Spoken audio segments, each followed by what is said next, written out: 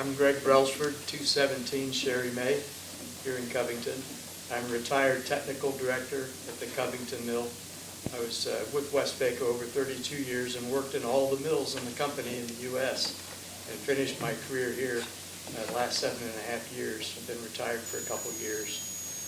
Last June, I joined Rotary, and Chad came to speak to the Rotary Club and showed us some diagrams and plans for the Phase 5 of the trail. Fast forward to January, mid-January, Mr. Botkin came and spoke to the Jackson River Preservation Association. I'm on the board of the Jackson River Preservation Association. And what he showed in the way of photographs and evidence looked far different than the plans that Chad shared while the project was on hold. So I'm here to politely suggest that we look into ways to do this right the first time rather than have to pay to do it a second time. We're finding evidence of things in the Jackson River, and we just can't allow that to happen. And the Jackson River, of course, is our water supply for the area as well. And some of the nature of the fill up there, with it ending up in the watershed, poses another hazard there. So I appreciate your attention and time in these details. Thanks. Thank you, sir.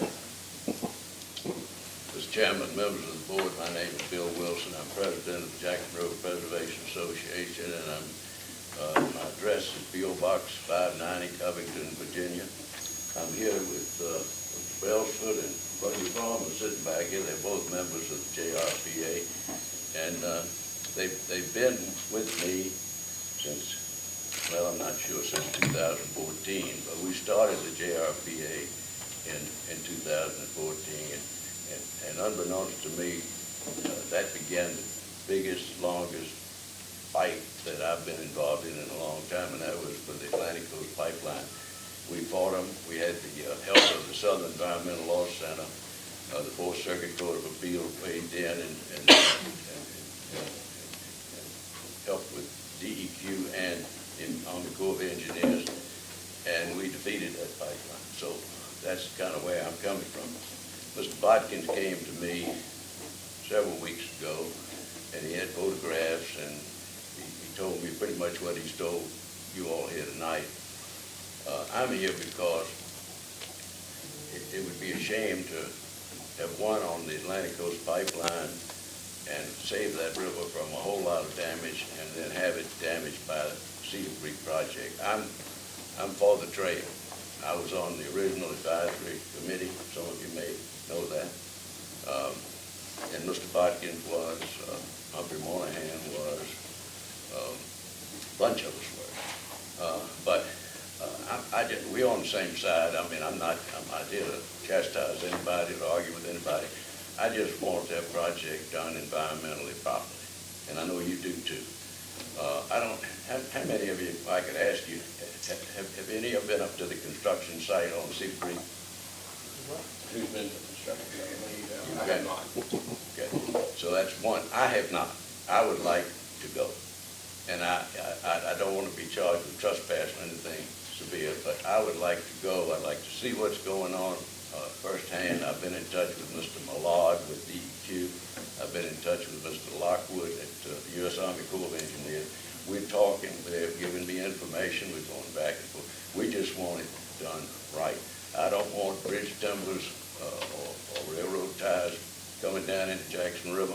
I don't want sandbags coming down. I don't want loose silt coming down, because once that stuff goes down, it doesn't go back. And we just want it done in a proper way. And I know you do too. So if I can help you, I'm on your side. I would like to see a site visit arranged. Mr. Chairman, if you would maybe help with that, I'd like to see that. Okay. Thank you very much for your time. Thank you, sir. Hi, my name is Ben Leatherland. My address is 2524 Langhorne Road, Lynchburg. I represent Hurt Profit Engineering. We did the engineering, erosion control design, hydraulic studies, and permitting for the project. As noted, it's really actually encouraging to me that you have so many people involved and interested in the water quality issues of the county. That's commendable. This particular site is a very difficult site to build in. You have Cedar Creek, and you have, in some cases, steep rock bluffs that are a few dozen feet apart. That creates inherent difficulties with erosion control, grading, things of that nature. A few weeks ago, Mr. Botkin may be able to clarify, the water level appeared to be about 4 feet high. Is that about right? Okay.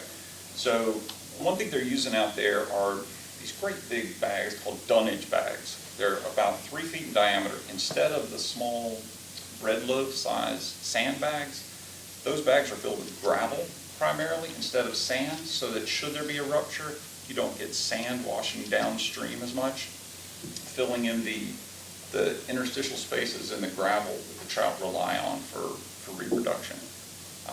They also have larger mass, so they tend to stay put. They don't move around. The issue they're running into with silt fence is the silt fence would need to be along the toe of the slope, which is about 3 feet below where the water level was. If they had placed the silt fence that low, it would have been ripped off and washed downstream. So they placed the silt fence up high at the break of the slope. The other thing they're finding out there, and none of us were alive at the time, but the fill material that went into the ballast underneath that railroad, not always the best material. So when that material is exposed, what they're finding is it's not always soil. It's sometimes stained soil, it's sometimes rock, well, it's often rock.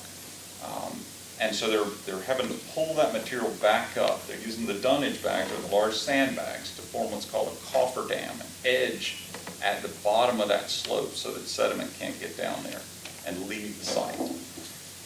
I understand in talking to the contractor this week, there were 4 of those big dunnage bags that collapsed in the most recent storm. They say they've gotten 4 back within the project limits. I was not on site. I can't verify that plus, correct or not. I was on site last week.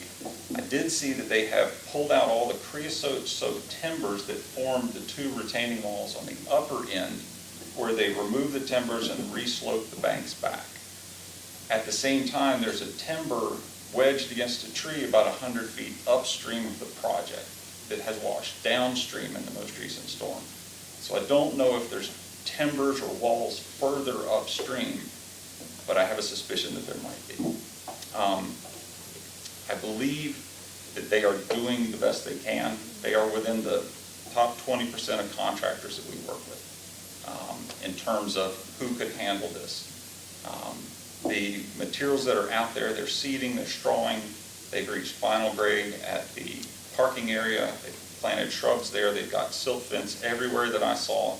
3 locations the silt fence posts were broken, but they were not overtopped by sediment, they were broken by branches that fell on them. So I understand those are fixed. I understand the cofferdam bags will all be in place by the end of next week, starting March 15th. There's a March 15 to May 15 time of year restriction period that they're not supposed to be in the water, and that's to protect trout. And I can answer any questions that anyone has. I'll make a comment. I've never been there, but I can tell by looking at these pictures, it's a pretty place. That moss, that don't happen by accident. It takes a long time to create that moss layer in there. That'll be one of the most popular parts of the trail. I can tell you, I can see that right there.